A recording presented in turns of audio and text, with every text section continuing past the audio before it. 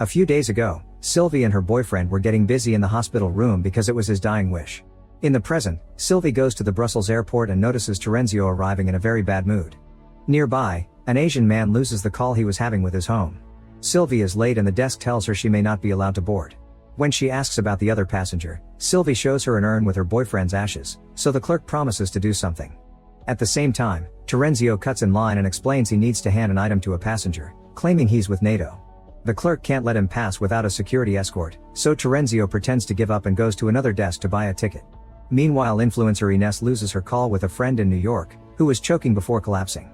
Inside Flight 21's plane, flight attendant Gabrielle notices her coworker is pregnant and wonders if the father is the co-pilot Mathieu. Her coworker explains Mathieu doesn't know about it and she'll tell him when they land. Soon Flight 21 starts filling up.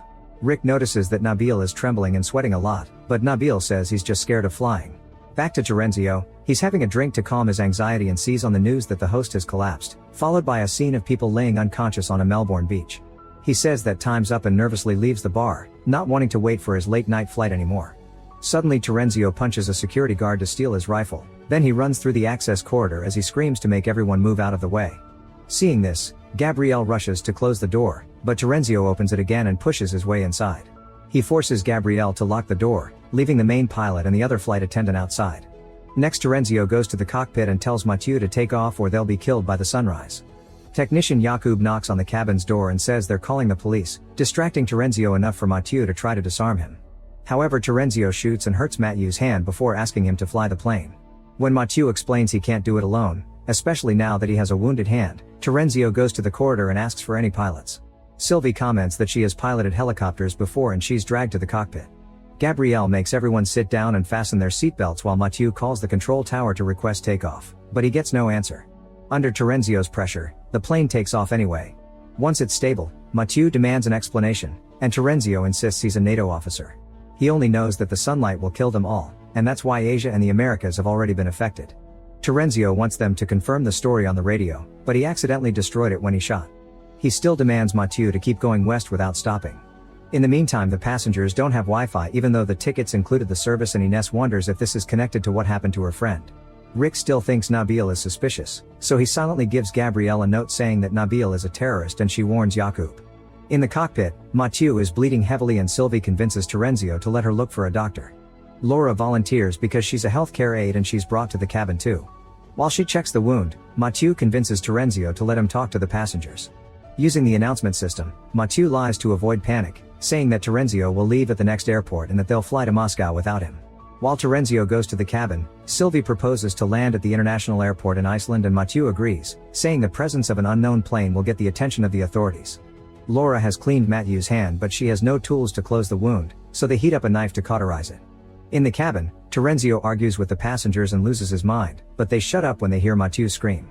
Meanwhile, Horst asks Gabrielle about the Wi-Fi and she says it's been broken all week. When Laura returns to the cabin, she and Ayaz admit to each other that they heard something about the sun. Suddenly Nabil starts coughing like crazy and Laura wants to help him. When Terenzio tries to stop them from moving, Ayaz uses the chance to disarm him and makes Gabrielle lock him up in the bathroom. Then Ayaz threatens Mathieu, demanding the truth. Mathieu explains he lied to trick Terenzio and that they're actually going to Iceland where the authorities can arrest him. This story is believed and Ayaz hands over the weapon, which Jakub puts away. Moments later, the plane is getting closer to Iceland. The radio still isn't working, so Mathieu decides to fly above the airport to check the situation before landing. To his shock, the whole area is on fire and there are desperate people trying to escape. Sylvie wants to help, but Mathieu points out he can't land because the runway is also on fire. Finally, believing the sun story, Mathieu frees Terenzio, who demands to have his gun back before answering questions. He tells everyone that the sun will kill them and that they must keep going west, but Mathieu explains they don't have much fuel left. Sylvie finds that the closest airport is in Scotland, so Mathieu agrees to go back despite Terenzio's protests. If they make good time, it'll still be dark there. Meanwhile, Nabil continues to be ill. Osman manages to communicate with him in Arabic and learns that Nabil swallowed diamonds. When they get close to the Scotland airport, the engines start failing and Mathieu cuts them off. Then he tries to slide the plane in, which causes a lot of shaking but thankfully still lands safely right before it crashes against a building. Ignoring Gabrielle's warnings, Ines activates the inflatable emergency slide and immediately leaves the plane with the others soon following. Now their phones are working again and they receive news reports proving Terenzio's story. At that moment, 3 soldiers from the Royal Air Force arrive in a truck and tell them the world ended. There are no people left in the airport except for these soldiers, who explain they must keep flying into the night. A flashback shows Yaqub and his wife discussing their plans to have children. Yaqub is sad that he has a shift at the airport on the night his wife is fertile. In the present, Yaqub keeps trying to call his wife to no avail. In the plane, Laura tries giving Nabil chest compressions, but it's too late, he's already dead. The soldiers inform them they have 45 minutes until sunrise, so they have to fuel up and take off towards the west quickly. Yaqub complains because he wants to go back to Brussels to save his wife, but the others call him out since it's obvious they would die trying. While Mathieu and the soldiers fuel up the plane, the others search for supplies in the airport. Nabil's body is thrown in the cargo, where Ines finds a bottle of alcohol that she hides in her purse. Meanwhile, Zara says the son's story is a lie and that she wants to stay here with her sick son Dominic because flying isn't good for his lungs. When Sylvie tries making her see reason, Zara slaps her.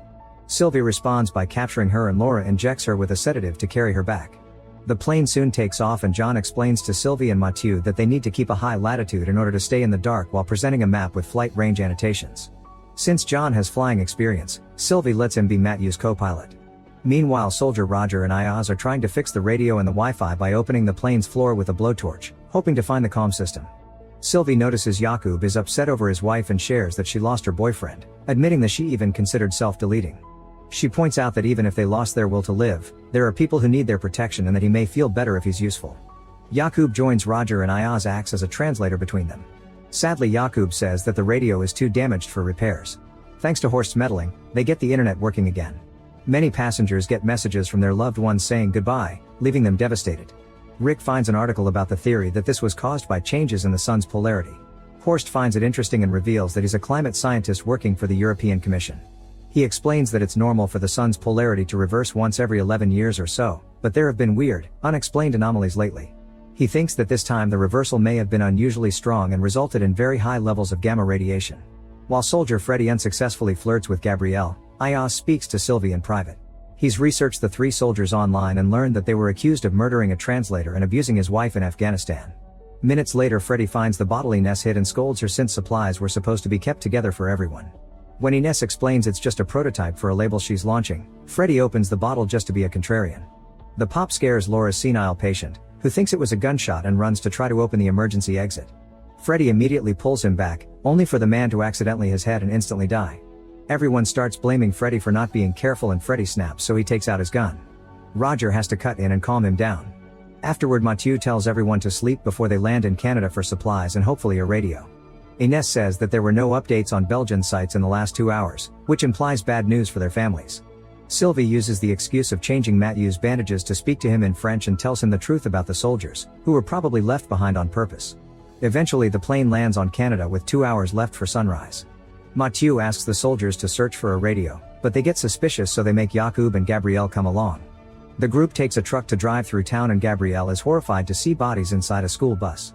Meanwhile, Mathieu tells the other passengers the truth about the soldiers. Yaqub will try to lose them, so they must grab supplies and be ready to leave quickly. Ayaz and Osman prepare Nabil's body and give him proper burial. Rick and Horst examine a random dead body in the airport and notice the tongue looks like microwaved meat. In town, the group makes it to a store and Yaqub finds a new radio, but he doesn't tell the others. When the soldiers go looking in the back room, Yaqub locks the door behind them. Not knowing the truth, Gabrielle is now scared of Yaqub and refuses to follow him. Yaqub runs as the soldiers shoot the lock to open it and come after him. Stealing another car, Yaqub drives away and the soldiers follow him in the truck. Gabrielle is left behind to die in the morning. Soon Yaqub makes it to the airport and gets in the plane just in time. As it starts to move, the soldiers run after it with open fire, damaging a window. A flashback shows Mathieu doing the naughty with the other flight attendant. At that moment his wife arrived, so the attendant ran to hide, however the wife saw the female clothes on the floor anyway. In the present, the plane has taken off safely, but they don't know how long the damaged window will last. Terenzio is tired that Mathieu is making all the decisions and wants them to work together, so an argument ensues. Suddenly they hear someone on the radio from another plane claiming that there's an underwater facility in Hawaii called the Mars Sphere where astronauts were trained. It can hold 100 people and the water is protecting it from the sun. The other plane found the coordinates painted on a wall, so they guess someone was spreading the message.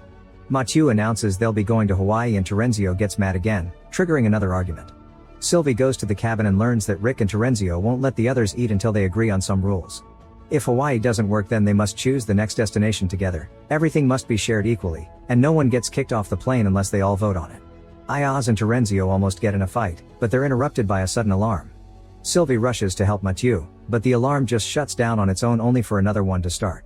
Since these two alarms aren't connected at all, Mathieu concludes one of the soldiers managed to climb on board during the chase and now is messing with the cables. When Mathieu goes to talk to the passengers, Ines informs him that she found Gabrielle on Instagram and she made a post saying she didn't blame them. Then Mathieu tells them about the soldier and explains he'll take more altitude to let the lack of oxygen knock the soldier down. Ines tries to get some water and Terenzio makes her trip. Another argument begins while Laura notices that the crack on the window is getting bigger. In a few seconds it finally breaks and the plane loses pressure as it begins to shake. Everyone rushes to put on the air masks and help each other stay on their seats while Mathieu and Sylvie work hard to stabilize the plane. In the chaos, Jakub manages to find a panel and covers the window, which puts the plane back to normal just in time. After another argument, Mathieu announces they can't go to Hawaii for now because they can't fly fast enough to get there before sunrise. They'll have to find fuel first. Dominic's having trouble breathing, but thankfully Ayaz knows a trick with the pipes from the air masks that helps him breathe again. Suddenly an alarm wails and Mathieu discovers that the hydraulic system isn't working properly. Someone will have to head deep into the plan and get the soldier out since he's obviously causing this. When Terenzio starts complaining again, Mathieu agrees to vote for everything just to shut him up. Everyone votes in favor of kicking the soldier out and it's agreed that Ayaz, Jakub and Terenzio will do the job. Using the blowtorch, they open a hole and get inside the plane's cargo compartment. Mathieu returns to the cockpit and discovers Sylvie has found an airport nearby. Without consulting the others as promised, Mathieu turns the plane in that direction. Laura talks to Zara and learns about Dominic's poor condition. Then she goes to see Mathieu and asks him to fly lower so Dominic can breathe a little better. Mathieu refuses at first because it would use more fuel, so Laura reveals that Gabrielle left a message on Ines' Instagram saying that the other flight attendant was pregnant with his child. Feeling guilty, Mathieu starts flying lower. Meanwhile the three men keep making their way through the plane. When they finally make a hole that gets them to the wheels, Freddy reaches inside and grabs Terenzio's gun to bite his fingers. Terenzio lets go of the gun and Ayaz takes over, quickly shooting Freddy dead. Afterward the trio returns to the cabin where everyone is looking serious.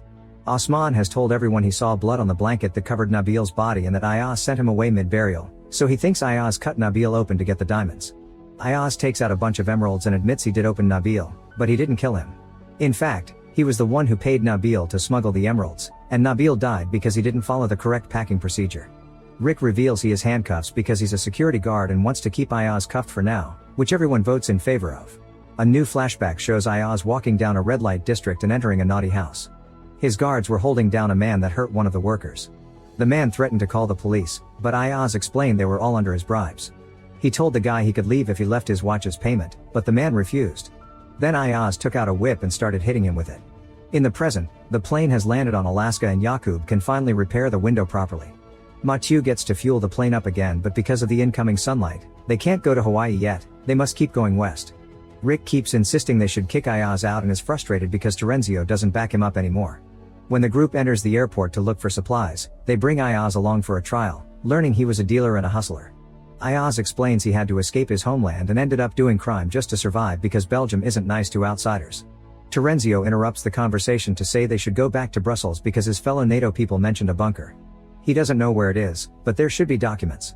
To Rick's shock, Terenzio also says they should keep Ayaz because he works well during a crisis.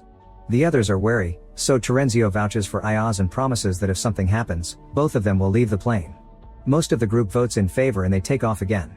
In the plane, Sylvie asks Ines to go online to research the facility in Hawaii and the possible NATO bunker. Afterward Horst tells Sylvie and Mathieu that the fruit they picked up in Canada has no taste. He theorizes the sun incident is breaking the food's DNA, meaning it has no nutritional value. It seems it's only affecting fresh food and canned stuff is fine. Moments later the plane starts going through some turbulence. Sylvie rushes back to the cockpit but Mathieu has already solved the problem. He starts laughing like a maniac and Sylvie worries that the lack of sleep is affecting his mental health. She tells him to rest because she can take over, but he refuses. Then Sylvie brings Ayaz and Rick over and the men drag a yelling Mathieu out of the cockpit. Noticing everyone's judgment, Mathieu finally agrees to rest and goes to the bathroom. Suddenly they hear a message in Russian on the radio and bring Zara to translate. Because of the static it isn't entirely clear, but it appears to be an astronaut in the International Space Station repeating the word Star 17. At the same time Ines informs Sylvie and Jakub that the Hawaii safe haven was never completed, so they can't go there. Mathieu is needed to choose new coordinates and everyone realizes they haven't seen him in a while. They open the bathroom and discover he's passed out. Laura theorizes his wound is infected, so they'll have to amputate his hand. She isn't a surgeon and she doesn't have the right tools, so she doesn't think she can do it now. The group agrees they must land on Brussels like Terenzio wanted. The group asks Sylvie, who explains she doesn't know how to land a plane, but they convince her to use an online video. She reluctantly agrees to do it but points out taking off is much harder, so Mathieu will have to recover for them to leave again. Jakub brings over a phone and starts guiding Sylvie through the landing process. Sylvie is about to have a panic attack, but Jakub helps her stay calm. As they get closer to the airport, the engine starts failing and the whole plane shakes like crazy.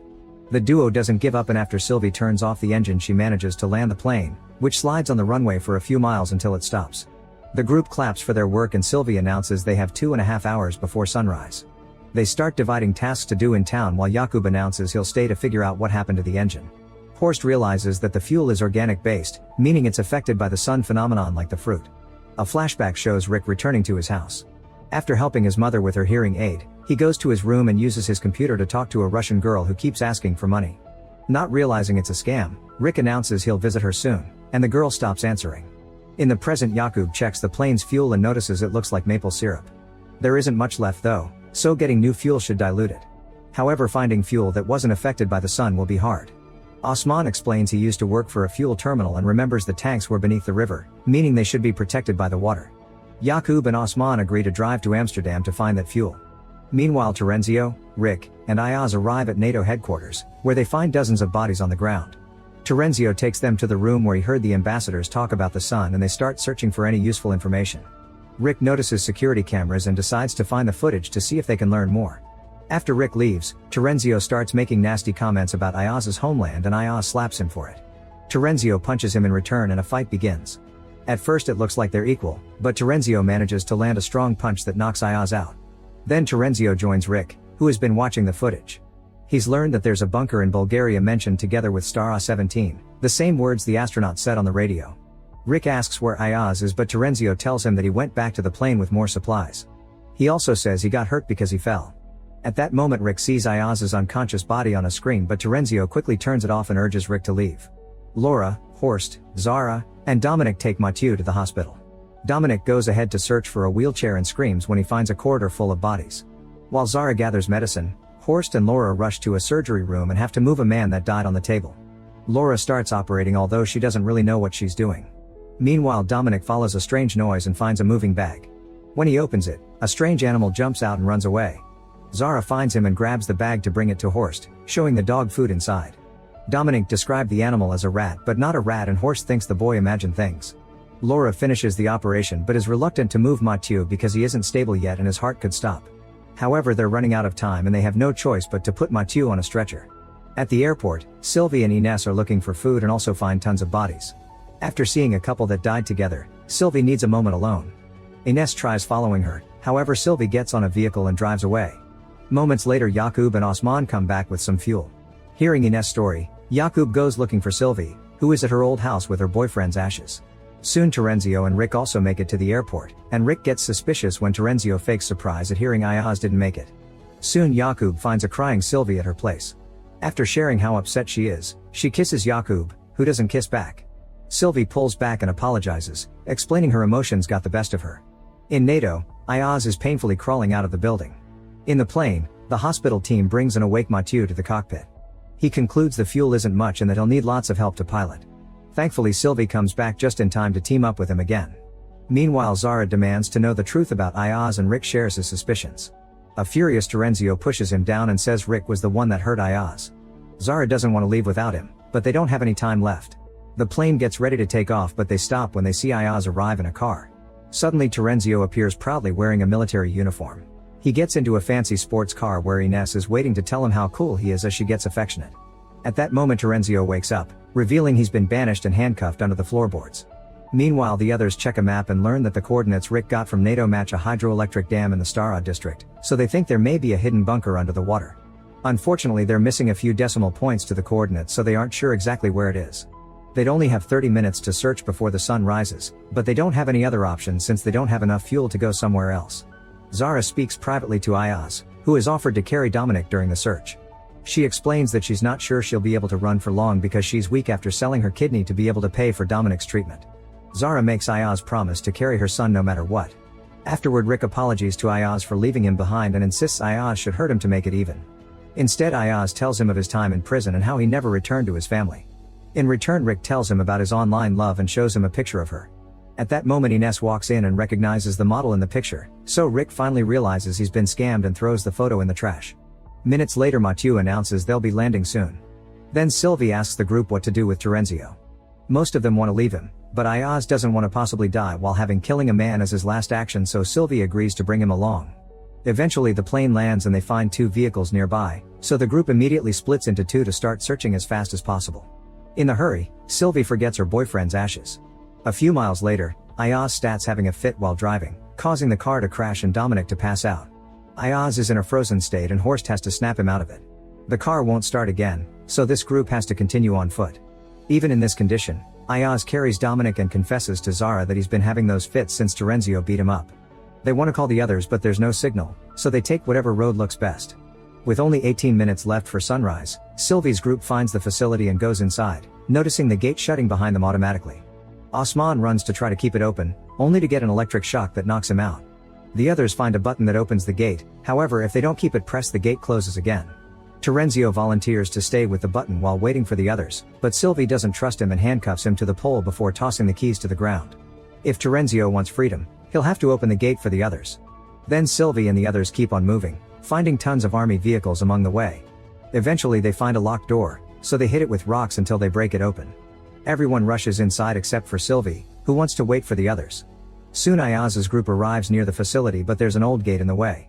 Ayaz wants to climb it, however Zara translates the sign and says it's electrified. Horst says they should stand on something non-conductive to avoid the shocks and the group starts removing a tire from an abandoned truck since it's made of rubber. They also cover the razor wire with shirts and jackets.